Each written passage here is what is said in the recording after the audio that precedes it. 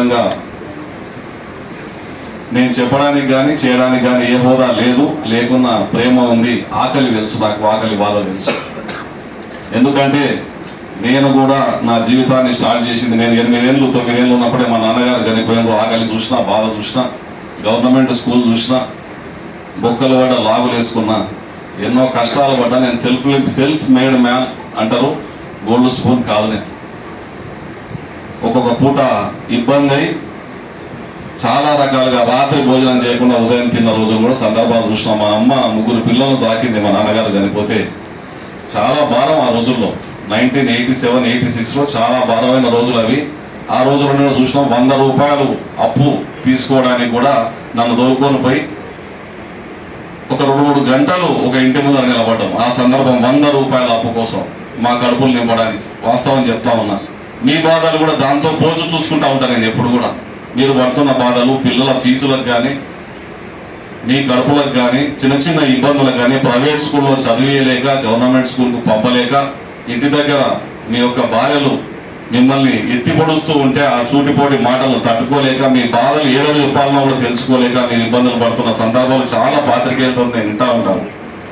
అందుకోసం మిమ్మల్ని నేను ఎమ్మడే బాగు చేయడానికి నా దగ్గర శక్తి లేదు. గవర్నమెంట్ పెద్దలు అనుకుంటే మీరు ఎన్నో సమస్యలు, రైల్వే పాసులు కానీ, పక్కా ఇళ్ళు కానీ, లేదంటే పెన్షన్లు కానీ, ఇవన్నీ కూడా తీర్చడానికి పెద్దగా గవర్నమెంట్ పెద్దలందరూ నిర్ణయించుకుంటే మీ జీవితాలు రాష్ట్ర స్థాయిలో మారుతాయి.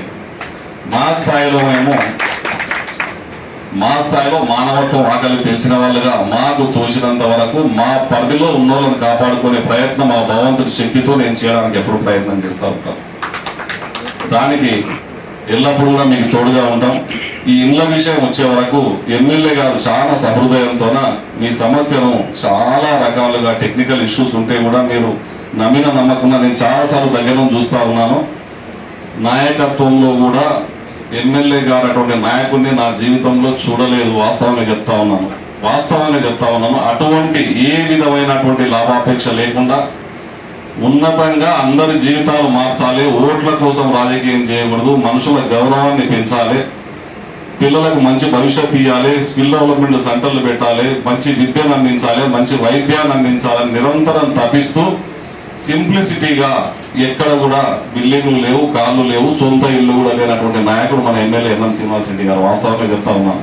అటువంటి నాయకుడు ఇక్కడ ఉన్నటువంటి గత పాలకుల నీడలు కూడా లేకుండా చేయడానికి భగవంతుని దయ వల్ల మనం అందరం మీ అందరి సహకారంతో గెలిపించుకొని ఇక్కడ తెచ్చుకున్నాం. కాబట్టి మీ సమస్యలు తీర్చేదాంట్లో ఈ ఎలక్షన్ తర్వాత ఖచ్చితంగా ముందుంటాడు. మీకు న్యాయం జరుగుతుంది.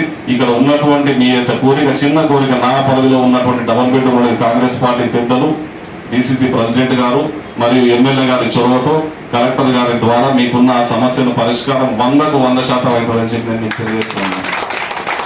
రాష్ట్ర స్థాయిలో ఉన్న సమస్యలను వాళ్ళు ముఖ్యమంత్రి గారి దృష్టికి తీసుకుపోతారు. అదొక భాగం అయితే, ఇక్కడ ఉన్న సమస్యలు, లోకల్లో ఉన్న సమస్యల వరకు అయితే మా సహాయ సహకారాలు ఎప్పుడు ఉంటాయి.